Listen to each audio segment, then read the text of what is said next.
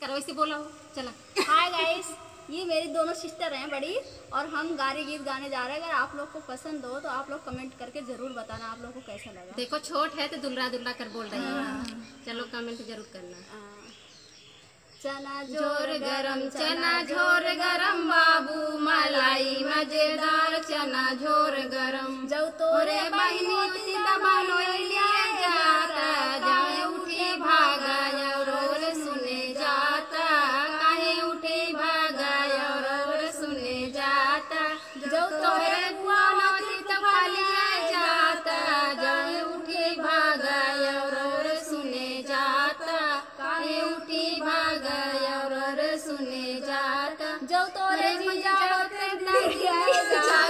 काहे उठे भागा और सुने जाता काहे उठे भागा और सुने जाता जो तोरे चाचा चाची जाता काहे उठे भागा और सुने जाता काहे उठे भागा और सुने जाता चना झोर गरम चना झोर गरम बाबू मलाई मजेदार चना झोर गरम बाबू मलाई मजेदार चना झोर गरम जो तोरे